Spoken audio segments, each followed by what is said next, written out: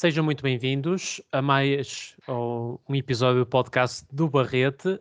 Desta feita trazemos uma homenagem a um realizador que nos deixou, infelizmente, nomeadamente Peter Bogdanovich.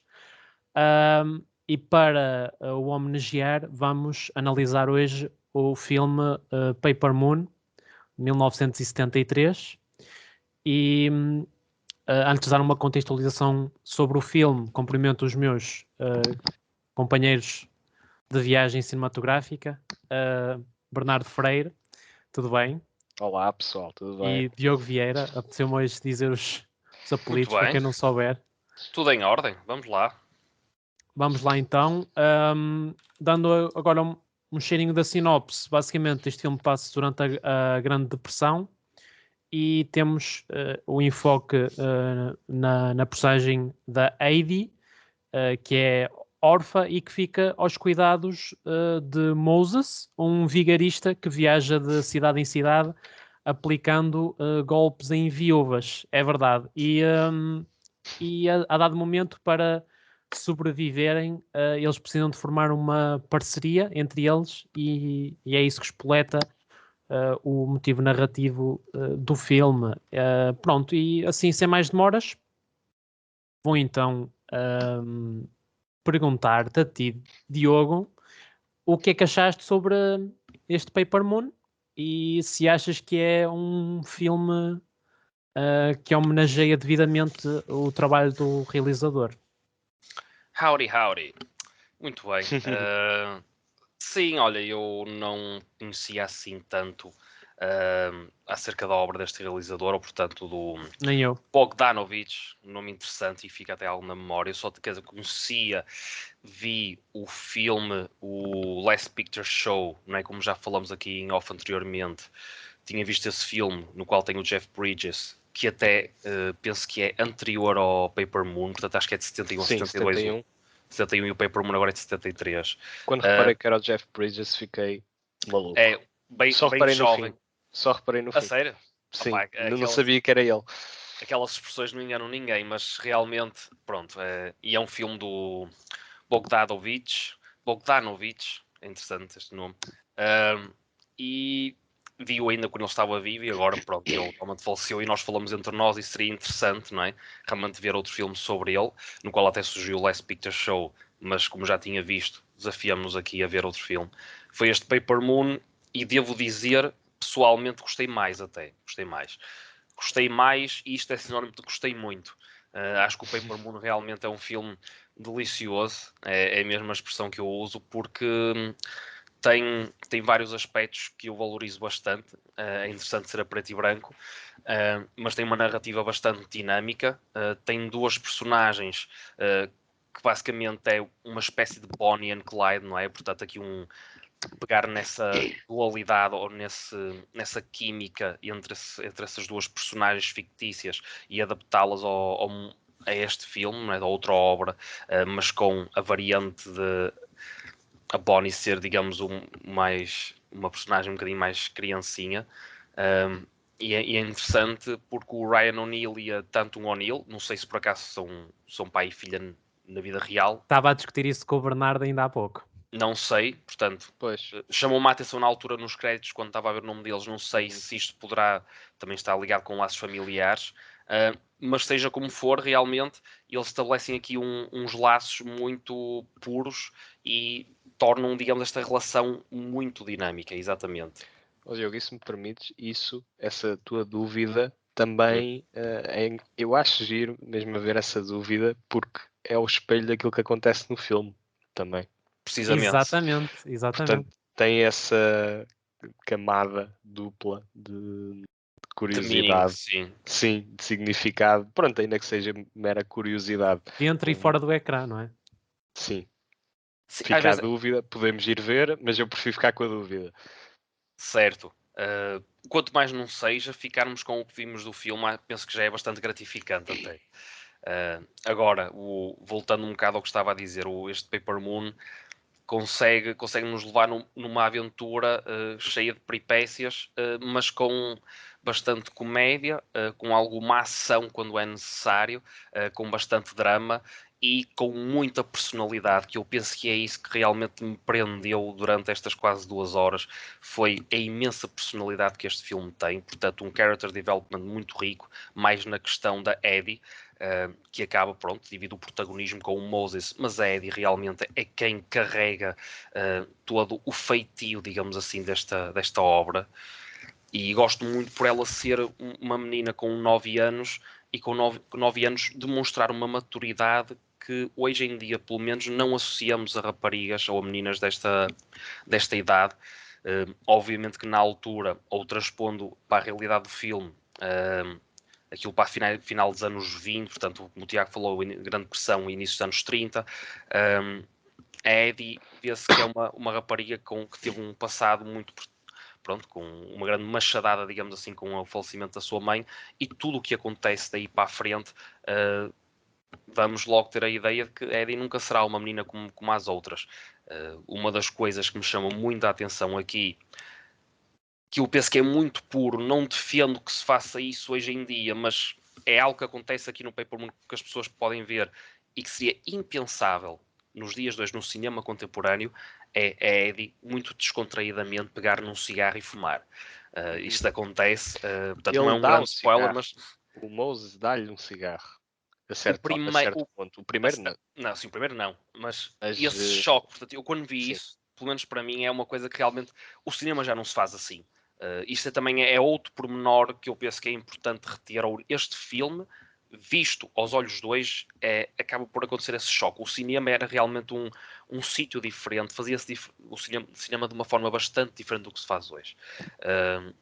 E este Paper Moon também percebe-se que é um filme que não necessita de grandes recursos para ter uma grande história, que é uma coisa que eu também defendo bastante, ou penso que isso é uma qualidade intrínseca no bom cinema. O saber fazer cinema não é realmente necessário, ou quando tens uma boa história, não é necessário grandes apetrechos. E, portanto, para a primeira intervenção, penso que é suficiente, porque vocês também irão complementar e depois discutirmos. Mas, sem dúvida, respondendo diretamente, Tiago, à tua pergunta, este Paper Moon foi uma excelente surpresa. Tendo visto já o The Last Picture Show, fiquei até mais satisfeito com este Paper Moon Lua de Papel em português e, portanto, vamos agora acrescentar mais características com as vossas intervenções. Muito bem. Bernardo, vais ao encontro daquilo que o Diogo frisou? Relativamente ao filme? Em alguns aspectos sim, noutros nem tanto. Por exemplo, eu continuo a preferir o The Last Picture Show ao Paper Moon. Acho que é um filme com mais significados, com mais peso dramático, mantendo o charme e as características que definem o Bogdanovich. Acho que é um realizador que faz cinema aqui no início da década de 70 de uma forma muito particular. Para algum contexto, nós já estamos, portanto, no início dos anos 60, até o final dos anos 70, foi quando os produtores deixaram de ter em Hollywood o peso que tinham na primeira metade do século XX e os realizadores começaram a ganhar força, muito influenciados também pela nova vaga do cinema francês.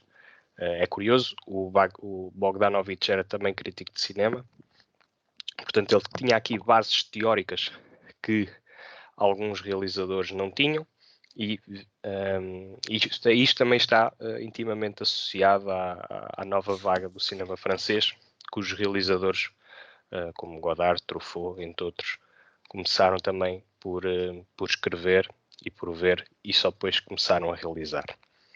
E aqui é a era dos produtores, grandes produtores como a Paramount, MGM, Columbia, começaram a perder força e os realizadores começaram a ganhar. Realizadores como o Scorsese, como o William Friedkin, como, por exemplo, o Brian De Palma, o Spielberg, entre outros. E entre esse entre outros, inclui, claro, o Bogdanovich, que apesar de não ter a projeção de nome que estes que eu enumerei têm, não deixa de ter um papel muito importante no cinema norte-americano. E este Paper Moon é o último dos 3 filmes que ele fez, que foi foram hits seguidos. Portanto, primeiro o The Last Picture Show, depois foi uma comédia cujo nome me escapa, mas que eu vou complementar. Mas esses 3 filmes foram assim seguidinhos ou... Foram seguidos, portanto foi em 71, foi em 72 e Uau. em 73. Portanto, o 72 foi Andou a trabalhar bem. o What's Up Doc. Ok. Também com uma comédia. E em 73, portanto, o Paper Moon. E este realizador tem bases muito fortes no cinema clássico de Hollywood. Ele é muito bom a retratar uma época ou um estado de espírito através das interações das personagens. E Sim. tecnicamente ele tem uma técnica que faz com alguma recorrência, que ele começa num plano e depois ou faz zoom para fechar o plano ou para abrir o plano e terminamos noutro plano na mesma imagem. E isto é interessante para esconder ou revelar mais informação e cria algum dinamismo.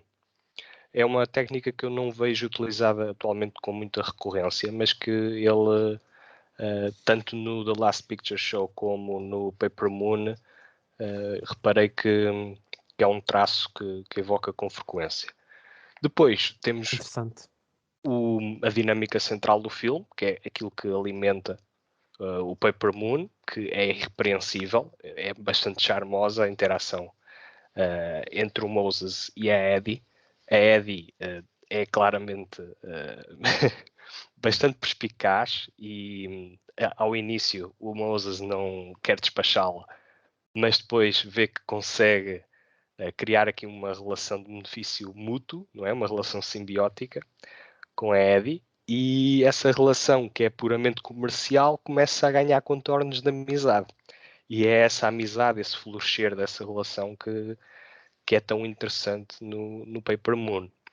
No entanto, também consegue captar uma era, como eu estava a dizer há pouco, que é, neste caso, a Grande Depressão, em que as pessoas estão aflitas por dinheiro e a inflação também faz com que pouco dinheiro pareça valer muito.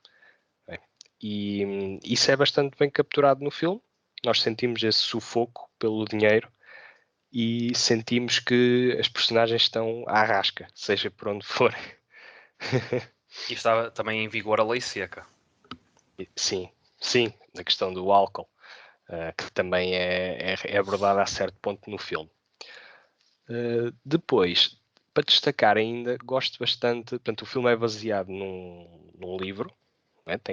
É uma adaptação, e gosto muito da ideia central do nosso bandido, a forma como engana as viúvas com a Bíblia. Acho que é bastante criativo e acho que a premissa em si é engraçada. E depois tudo o que acontece ainda mais graça tem. No entanto, não é, sendo uma comédia dramática, funciona melhor enquanto comédia do que enquanto peça dramática. Muito por o filme ter este caráter relaxado, este caráter episódico, é muito descontraído. E isso, por um lado, faz com que a visualização seja leve, mas por outro, retira-lhe algum peso e torna-o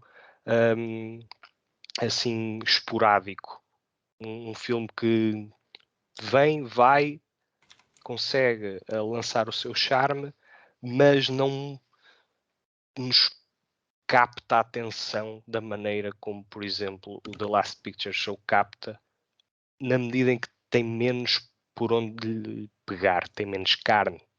É mais sobre uma aventura entre duas pessoas que à partida não tinham nada em comum, mas que depois conseguem criar uma amizade, ou seja, uma relação em que são amigos improváveis, não é? Evocando aqui outro filme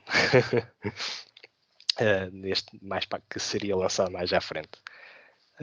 E é isto, acho que é bastante bom. Não está ao nível do The Last Picture Show, mas ainda assim uma visualização muito, muito engraçada e que vale sem dúvida a pena. Muito bem. Acho que tiveram aqui duas intervenções fortes e que favorecem, obviamente, o filme e o enaltecimento do filme como uma obra bastante digna de se ver. E, portanto, na minha opinião, agora lançando aquela que é a minha opinião sobre este filme, é que, de facto, estamos aqui perante uma obra como um todo bastante agradável de se ver, que funciona bastante bem do início ao fim, que não apresenta grandes falhas em termos portanto, da mensagem-chave que quer transmitir enquanto experiência cinematográfica. Ou seja, é um bocadinho aquilo que o Bernardo estava a dizer, é um filme tranquilo, relaxado, que permite que 1h e 40 e poucos minutos de duração sejam bastante fáceis, convidativos e do início ao fim penso que o filme consegue estar equilibrado, portanto, no entretenimento. Agora, claro que para isso também contribui, na minha opinião, uma interpretação belíssima por parte da atriz que faz da Heidi. Não é por acaso que arrecadou o Oscar de melhor atriz secundária, como o Bernardo me estava a dizer há pouco. Portanto, a atriz mais jovem de sempre a arrecadar o Oscar de melhor representação, o que é fascinante. E de secundária, facto, certo? Sim, secundária. Acho que é. Sim. Porque apesar dela ser a protagonista, Exato. mas isso era muito ousado. Dá a melhor atriz Ainda por cima em 70 e a uma menina com 10 anos, tinha 10 anos, acho eu. Quando ganhou, sim, portanto, acho que Quando ganhou, portanto, ela foi contratada com 8. Vejam lá.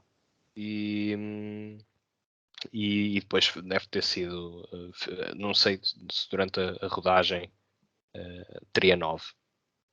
Esse tempo de produção, não é?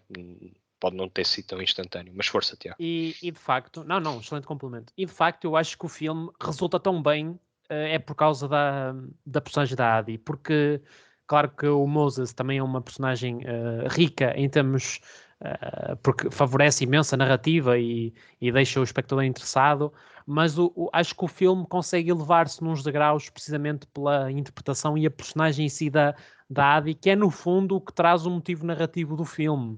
E todo o core emocional do filme está em volta desta personagem e não do Moses em particular. O Moses é mais um meio para atingir um fim, enquanto que a Adi é mesmo, portanto, o coração desta história. E agora partindo um pouco para aquela que é a minha visão, para eu não considerar este filme uma obra-prima, é precisamente pelo seguinte: na minha opinião, falta uma coisa a este filme que é um pouco o seguinte, que é memorabilidade dramática.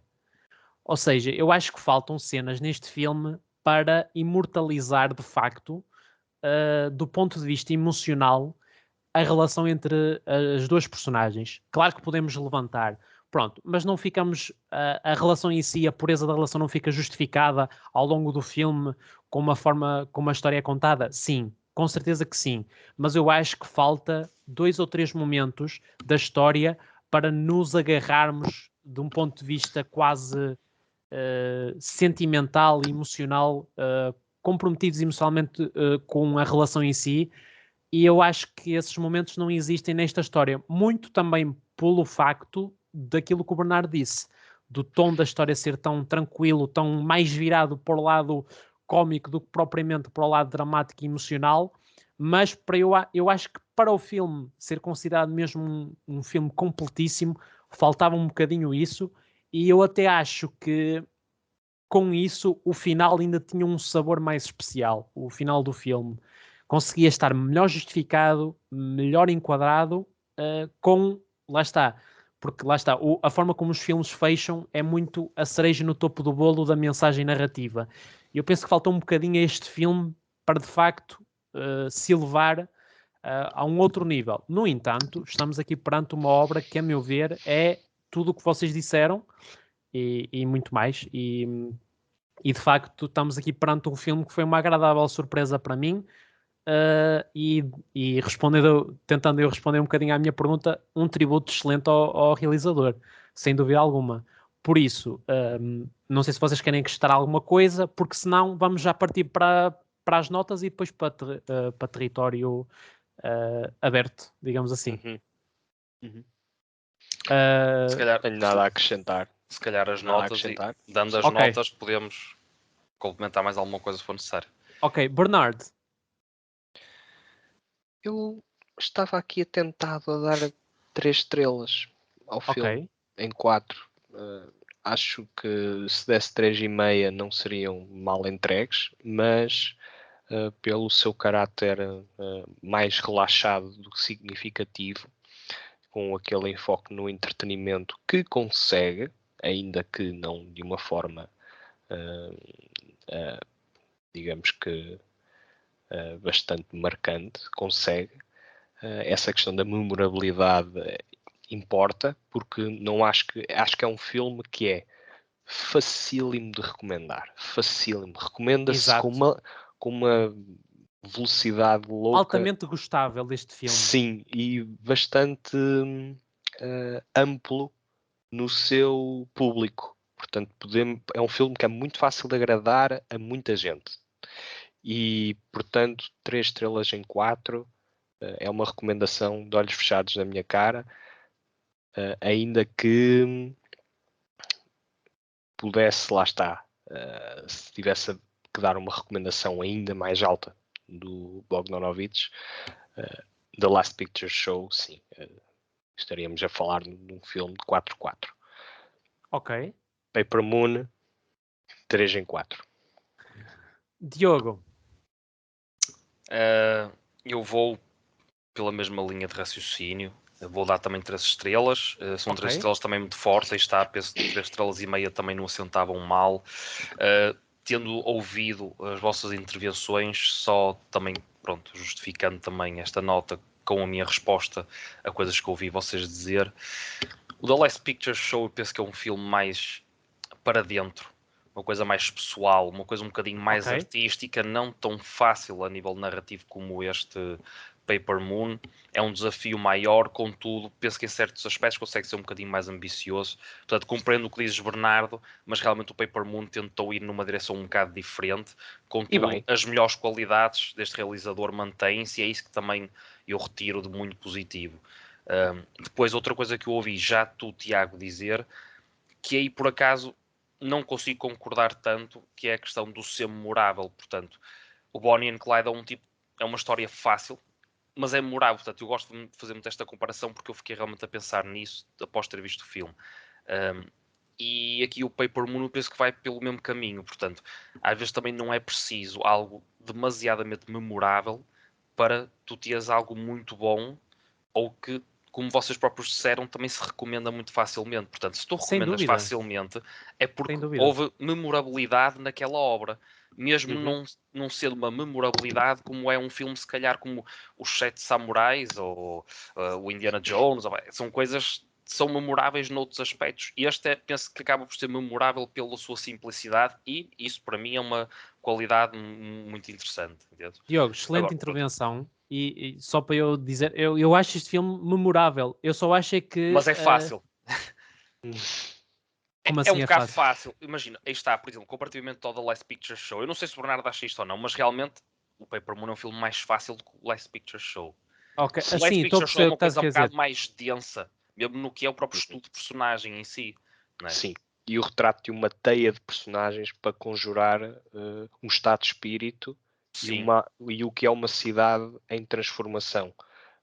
E depois esse estado de espírito flutua entre o otimismo e o pessimismo, entre o drama e a comédia, e essas flutuações conferem ao The Last Picture Show uma densidade dramática e um apego ao espectador que o Paper Moon não consegue, porque ainda que as coisas nem sempre corram bem, nós temos a sensação de que vai sempre tudo acabar bem com estes dois. É aquela sensação de que É um bocadinho verdade. o desafio Não surpreende assim tanto. o desafio Não é estão a ser alto, desafiados o suficiente. mas eu até acho que o desafio é alto, só que está muito no background, que é a grande pressão, e o facto deles terem sempre o dinheiro contado, ou uma vez têm muito dinheiro, no minuto a seguir não se sabe o que é que pode acontecer. Mas essa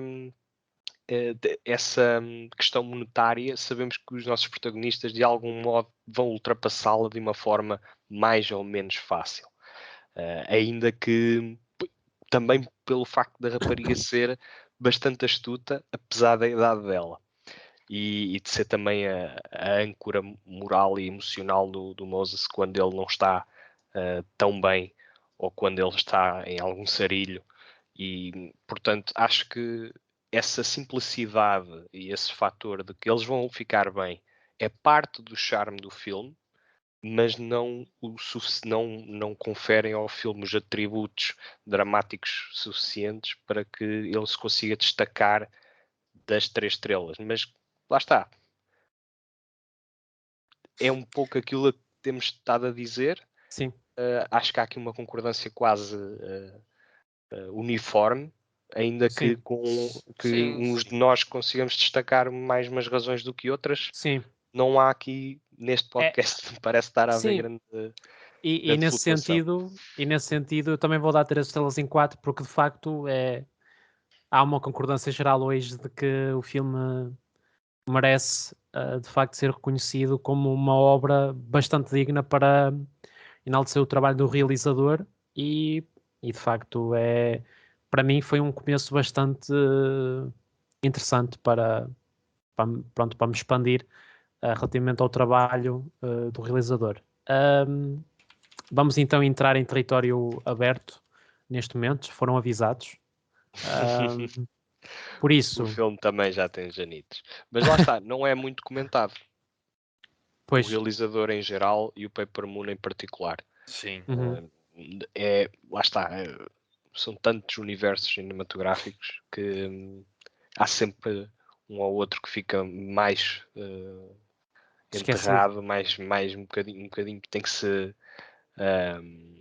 desbravar um pouco mais para chegar a certos filmes. Este não é dos mais evidentes, mas também não é dos mais obscuros. Exato.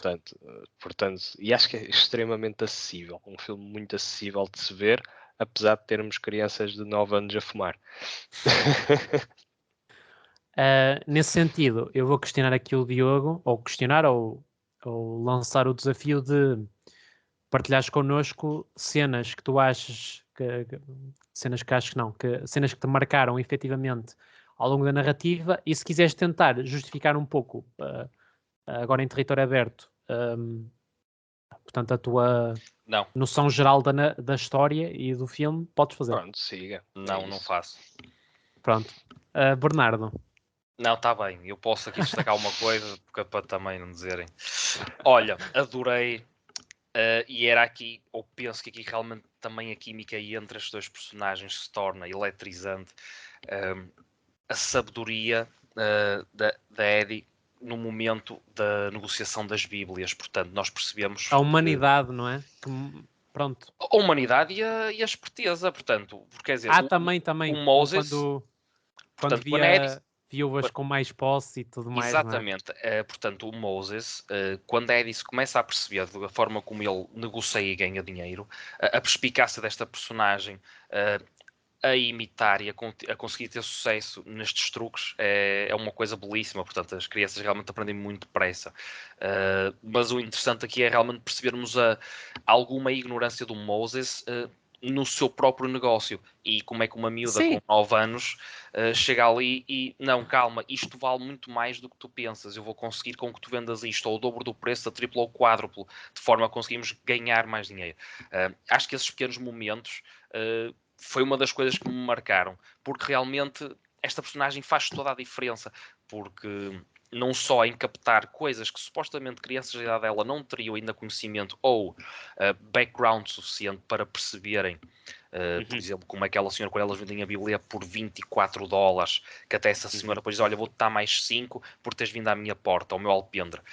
Portanto, É muito giro. aquilo é muito que ela só olha lá para dentro e consegue ver um piano com várias estátuas de Fátima, entre outras, e um bom candeeiro, portanto ali realmente calma. E depois as As joias também joias. Ela olha Exatamente, para as joias e vê que, pronto, estamos aqui perante uma pessoa que é capaz de abastada dar, sim. E até mesmo depois e Ao quando, contrário da família numerosa, anteriormente, não é? Em sim, que ela até dá de graça, oferece, exatamente. oferece É aí é mais a compaixão, questão, aí era o que eu estava a dizer, a questão da e humanidade. humanidade, Sim. sim. porque o Moses, pronto, estava naquela, olha, A questão é que o não é? Moses, tu percebes que realmente é uma pessoa que, tendo a sua perspicácia, alguma experiência na vida, e ele, Malandrice. malandrice, Malandrice. sim.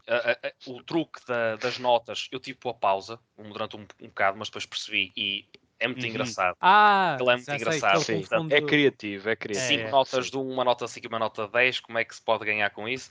Ahm, mas o Moses é muito infantil.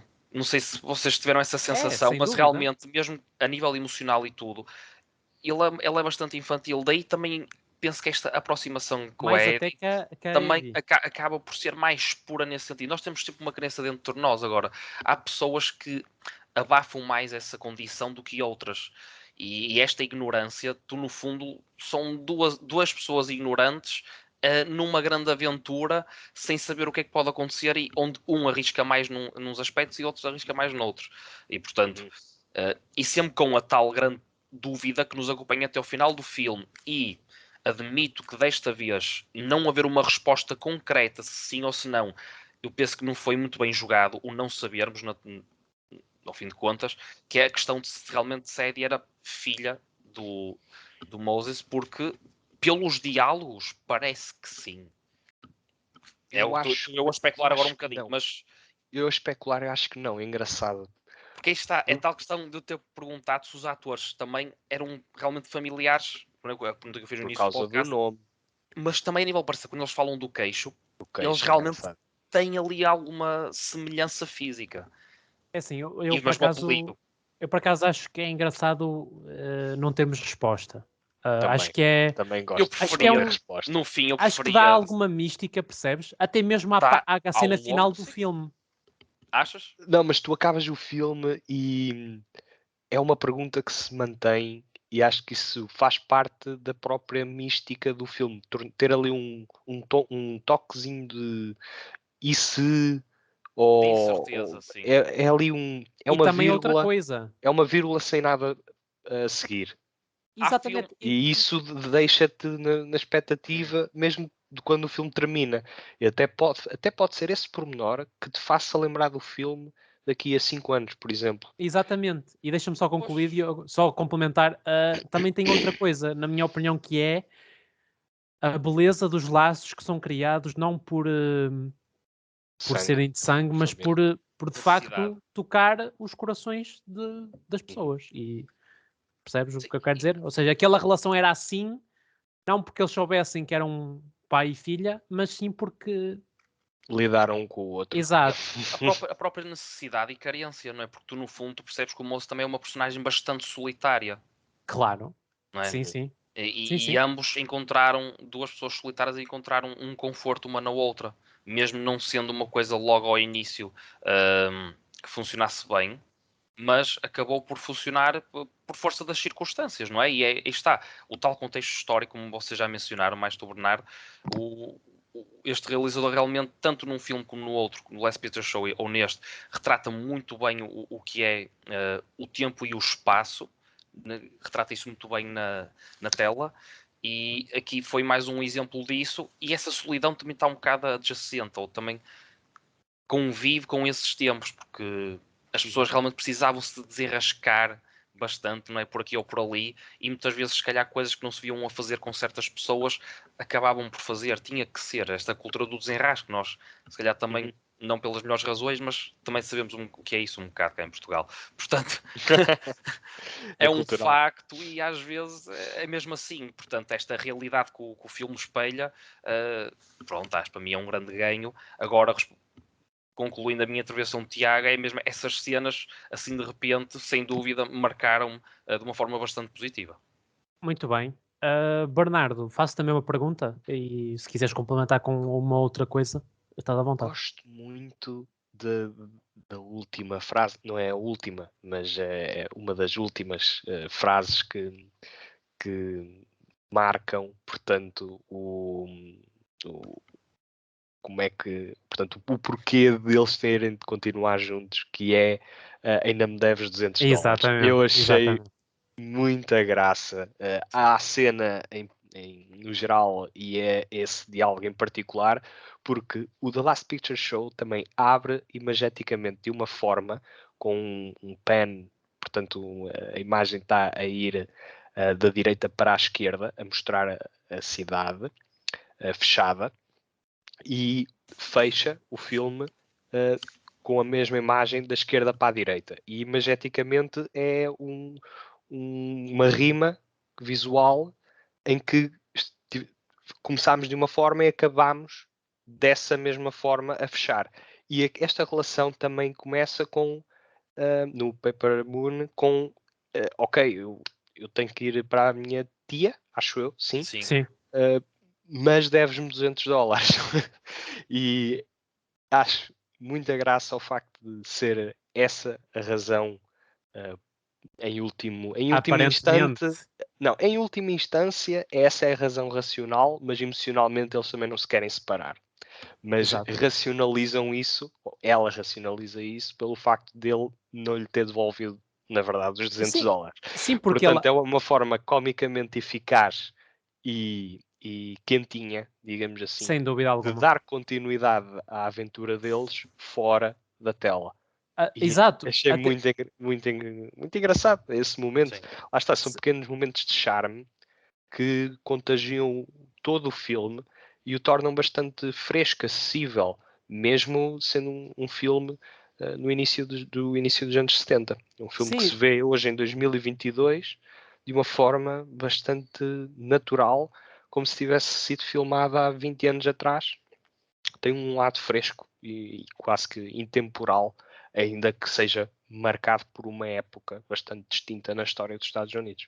exatamente. E quando assim é, acho que podemos enaltecer que este é quase um filme intemporal na sua mensagem. E quando assim é possível, isso claro que eleva a narrativa e a própria história e o próprio filme para um outro patamar. Mas só complementando aquilo que disseste muito bem, Bernardo, de facto é giríssimo isso, essa cena em particular, que é uma metáfora gira e metáfora emocional, não é? E também o facto de isso, portanto, antes disso acontecer, ela tem portanto, um breve momento em que está a ouvir a tia a falar e quase que nós conseguimos perceber o que é que ela está a sentir, que é, epá, Uma a minha desconexão. tia, exato, eu não Ainda me que a consigo tia ligar. esteja a prometer tudo. Pois, Portanto, ela exatamente. abdica desse conforto material para ter um conforto emocional ao pé dele. Eu Isso é acho isso que é extraordinário. bonito. Pronto, Porque lá está, ela está a ouvir a ti e está a sentimental. dizer: epá, isto não é como quando estou com o Moses. E pronto, e depois. Sim, mesmo que seja uma primeira impressão que não dá para. Mas pronto, é uma criança de 9 anos que está mais ligada à emoção do que à razão e Exato. e vê no Ainda que Moses. muitas vezes mais ligada à razão do que o próprio Moses, não é? Sim, sim, ela é a adulta da relação. Ela é Sim, uma criança de só o 9 facto anos, como é ela a esconde adulta o da relação. dinheiro, por Sim, exemplo, é espera tudo. extraordinário. Sim, sim, sim. Ele Extraordinário. fica E. surpreendido sempre com ela. Ela tem sempre o domínio da situação. Ele está só a ver. Está Exato. só a ver. Ele está a dar a cara do adulto. E ela Exato. é a Exato. mastermind da Mas é situação. no fundo é isso. E pronto, eu agora aqui também a querendo destacar, ou melhor, fazendo-vos a pergunta, que é só mesmo se calhar para fechar as nossas intervenções, o que é que vocês acham da dinâmica que o filme faz entre a perseguição portanto, com os polícias pronto, e toda a jornada de fuga do Moses e dos nossos protagonistas? Acham que é divertido e está realista, ou percebem o que eu quero dizer? Sim. Gostaram ou não? Sim, é interessante, mais até quando ele tem aquela situação da troca do carro. Essa, por acaso, foi a parte que eu mais gostei da perseguição em si, sou A luta sincero. também foi fixe. Sim, e a própria troca em si, aquilo é comédia pura, quer dizer, é uma inocência, não é? Percebe-se porquê, não é? Do querer despistar através de um outro carro.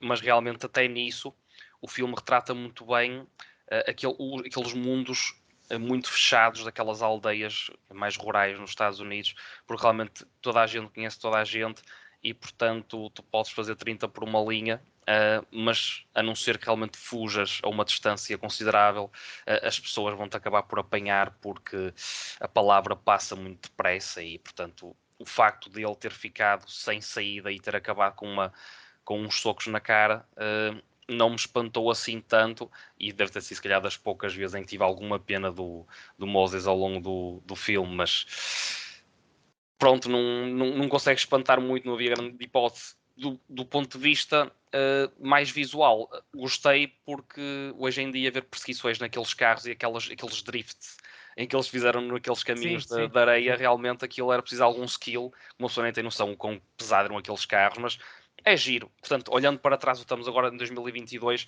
olhar para trás e ver uma perseguição como seria há quase 100 anos atrás, não tanto, mas naqueles carros é giro, pronto. Acho que foi uma parte engraçada. E até mesmo aí eu é acho... bem filmado, é bem filmado. Exato, e até aí eu acho que há um toque de comédia, quando ele se apercebe que a ponta é do outro lado e simplesmente vira. Passa ao lado deles e eles não conseguem fazer nada se não virar também, mas mais à frente. É engraçado. E a câmara mantém-se estacionária a ver o que acontece. Exato. E permite a cena respirar e não há muitos cortes como a ação de hoje em dia. Não só, mesmo dessa altura, verdade. Muitas perseguições dessa altura, como é que eu lembro mais até nos filmes do James Bond, os iniciais dos anos 70, com o Sean Connery, muitas vezes cenas de perseguição automóvel, o que acontece é haver muitos cortes, como estavas a falar. Portanto, aqui a tal maturidade do realizador ou as suas mais-valências aqui a fazerem-se soar nestas cenas em que realmente há mestria e há sabedoria no planeamento de como tudo acontece, pois ele é realizador e produtor deste Paper Moon, portanto. Sim, temos que reparar que esta perseguição é pós o The French Connection, do William Friedkin, que foi um marco na montagem do cinema de ação, em particular das perseguições de carros. Portanto, aqui um filme que já tem essa referência, que de certeza que o Peter não falhou esse filme do Friedkin. E mais difícil, porque é em Nova Iorque, portanto, exato, ainda mais difícil fazer essa dinâmica com carros de planos aéreos, se não me engano, certas partes.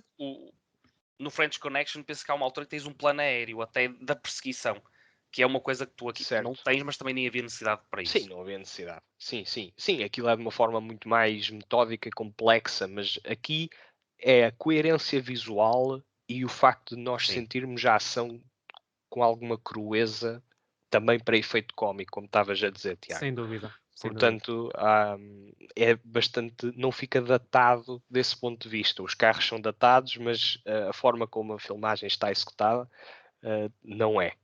Continua a ser bastante fresco de ver.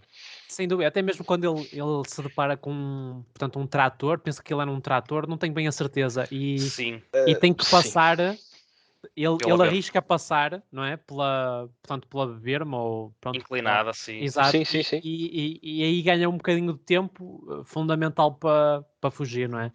E é nesses pequenos toques que eu acho que o filme consegue elevar-se comicamente e mostrar a sua diferença. Deixo só mesmo final, queria mencionar pelo menos a Trixie. A conversa Sim. que ela tem com a Eddie, quando a Eddie não quer entrar no carro porque querer ir à frente.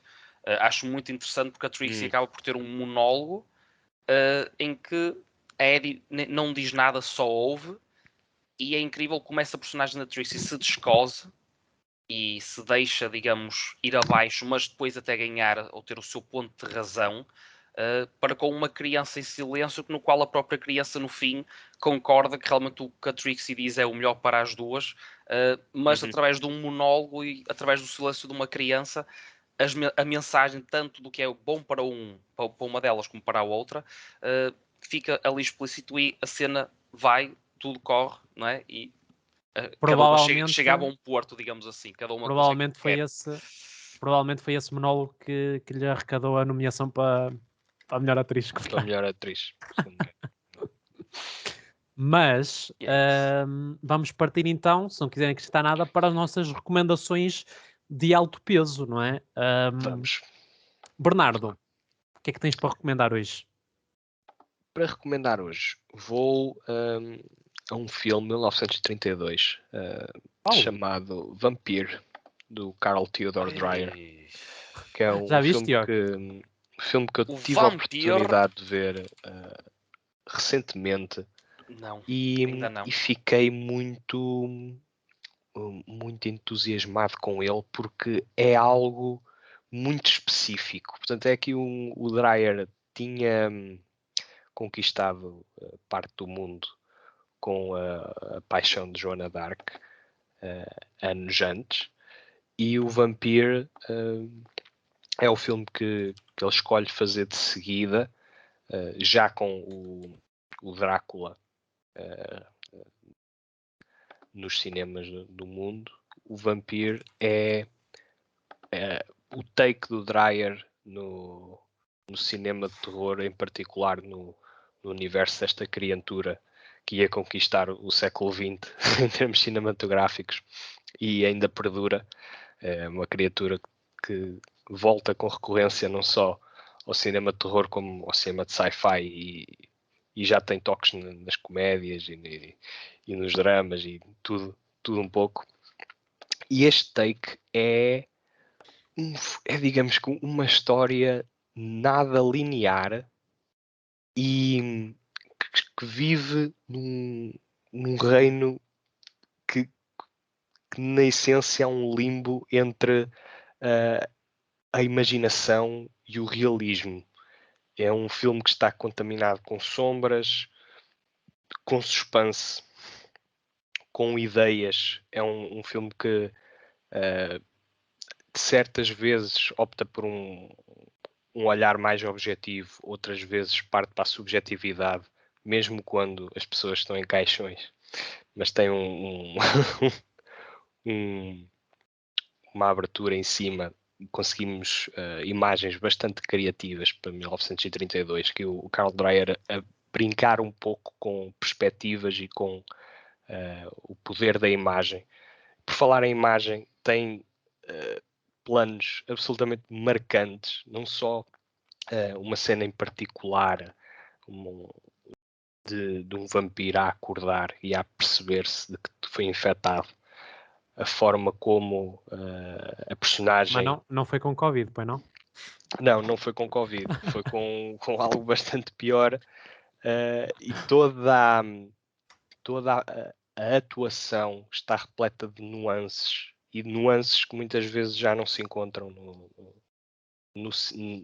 ou melhor, não se encontram neste cinema mais vampírico, porque digamos que o mito e a lenda está disseminada.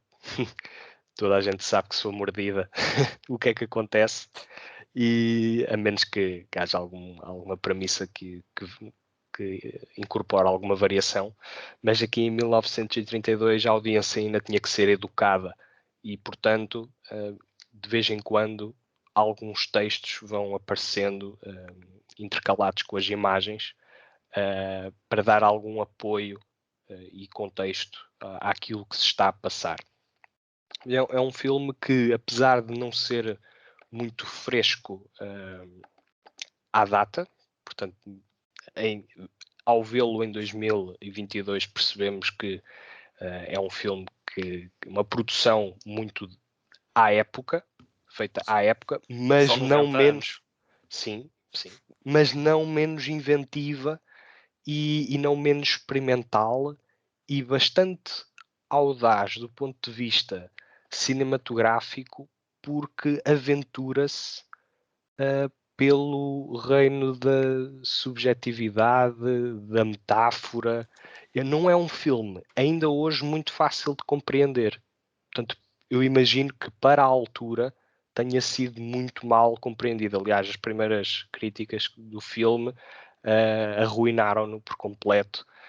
E só mais tarde é que ele veio a ser considerado um dos clássicos do género de terror e do cinema fantástico em geral.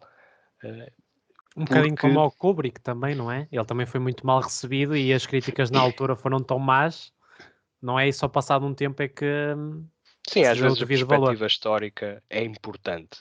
Aqui o que mais me fascinou foi ainda, apesar de ter mais de 90 anos, ou sim, 90 anos, apesar de ter 90 anos, ainda é um filme desafiante, o que significa que tinha toques de avant-garde quando foi filmado à época. Está muito à frente do seu tempo, de certa forma, não é? Exatamente.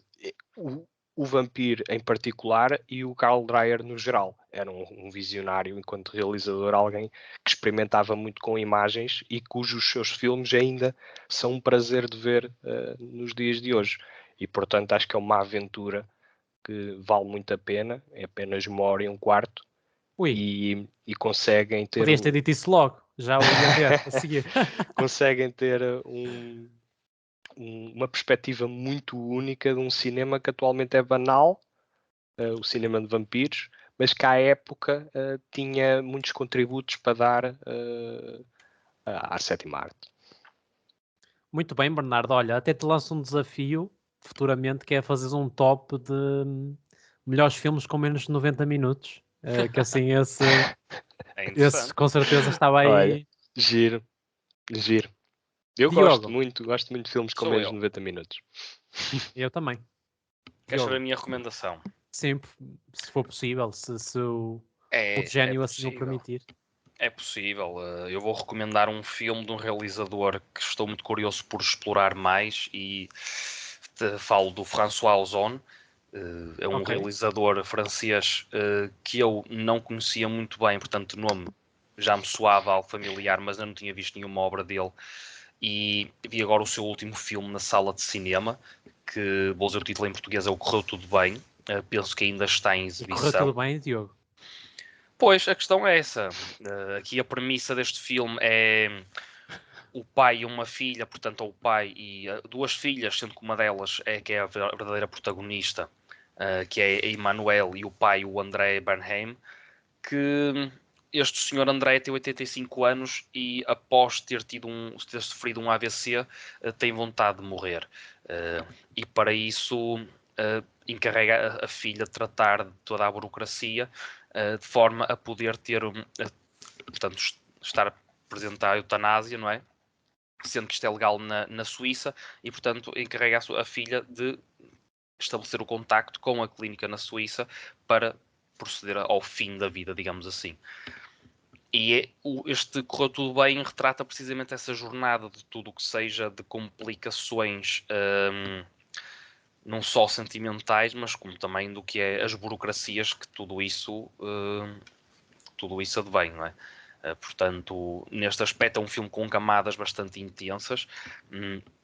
Uma altura ou outra poderá não ter não será muito uma ação muito atraente, portanto acho que às vezes também vacila um bocado no que é o estar presente a certas interações que já vimos antes, ou portanto não acrescenta propriamente nada de novo a todo o desenvolvimento da ação, mas no geral penso que é um tema bastante forte e é um desafio porque nós se calhar nem temos bem a noção do que é estar perante alguém ou ter uma ligação de como é um pai e uma filha. e essa pessoa querer morrer e estar-te a pedir, não, olha, quero que faças assim porque vamos estar a planear a minha morte. Tu, no fundo, estás encarregue de planear, literalmente, a morte de alguém tão próximo como um pai.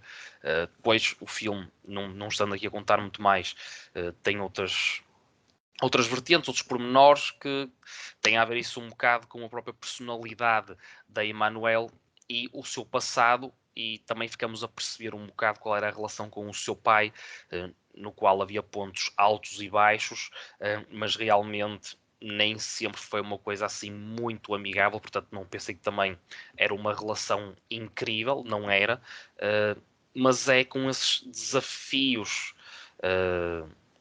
familiares e todos esses laços do que é um desafio ético e moral, que este Correu Tudo Bem realmente puxa por nós ou puxa pela nossa desafia. Digamos, falta-me outra vez a expressão que o Bernardo já utilizou aqui, é audaz, exatamente. É audaz na forma como provoca o espectador, ou uma grande maioria dos espectadores, esta situação, tentamos imaginar como é que seria nós a tentar lidar com isto. Portanto, é um retrato muito fiel, não muito comum, mas que em 2022 é possível, e portanto, no fundo, acaba por ser um exercício filosófico de como lidamos com estas coisas, ou qual é o real valor da vida, e o que é que realmente vale a morte. Portanto, até nesse sentido, a morte tem um preço. Portanto, não só a vida, mas a própria morte também já tem um preço. E, portanto, esta jornada não é fácil, mas eu penso que está muito bem feita. E pronto, só o tema em si, e do pouco que já pesquisei sobre este realizador, o resto da obra dele também aborda muito estes temas que são muito terra a terra, muito humanos, e portanto penso que é uma recomendação não fortíssima, mas desafiante. Aqui ponho a etiqueta desafiante. Muito bem, Diogo. É um bocadinho aquele estado onde morrer não é simplesmente deixar de viver, não é? E Sim, torna-se um bocadinho o oposto de vai correr tudo bem. são essas questões, porque ao longo da trama tu és confrontado com coisas que te faziam sentir bem e faziam sentir mal, e é um bocado como uma balança pesar. Realmente, será que eu estou a tomar a decisão certa em querer não viver mais? Não é? Portanto, o estar vivo ou viver são realmente coisas um bocado diferentes, não é? Portanto, já aqui Exatamente. noutra discussão, mas eu penso que esta é uma boa recomendação, portanto, mesmo para ti que sei que gostas deste tipo de coisas, recomendo este Correu Tudo Bem, do François Ozon. E eu acho engraçadíssimo o facto de dois das nossas três recomendações estarem muito à volta do espiritual e da morte também, porque o filme que eu vou recomendar é nada mais nada menos do que Volver, ou Volver, em espanhol, portanto, Do Almodóvar.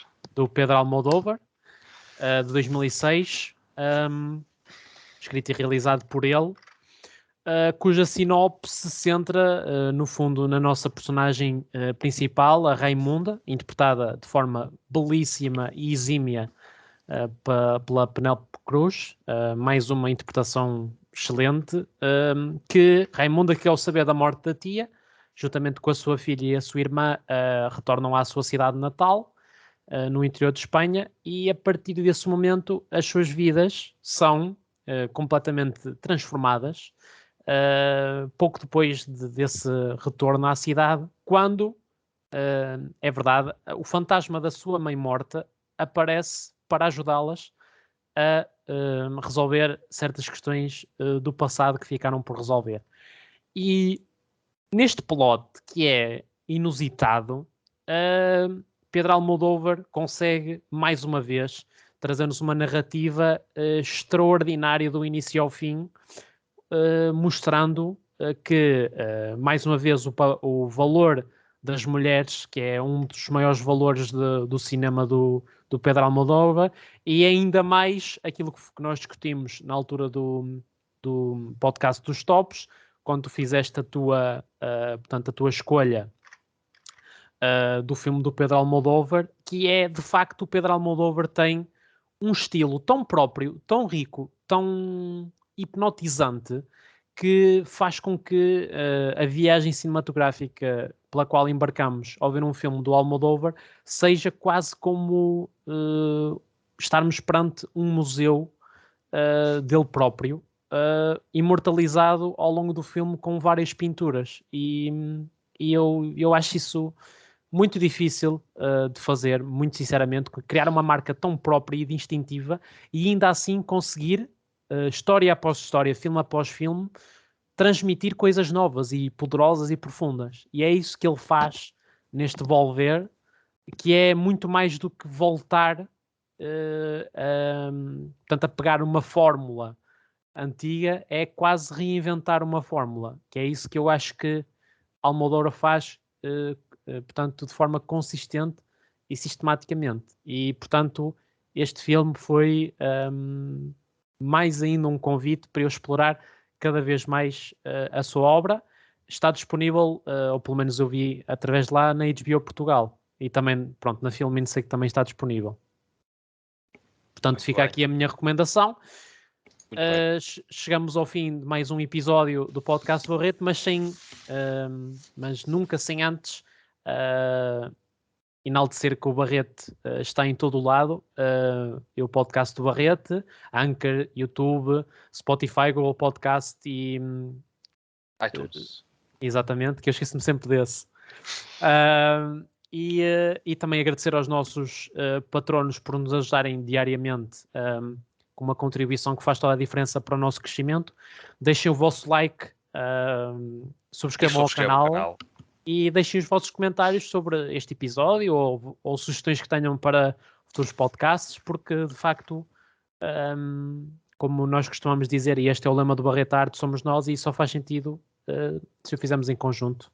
Por isso, muito obrigado por mais um episódio e até para a semana, pessoal. Um grande abraço. Para a semana estamos Obrigado, cá. pessoal. Até para a semana. Fiquem bem.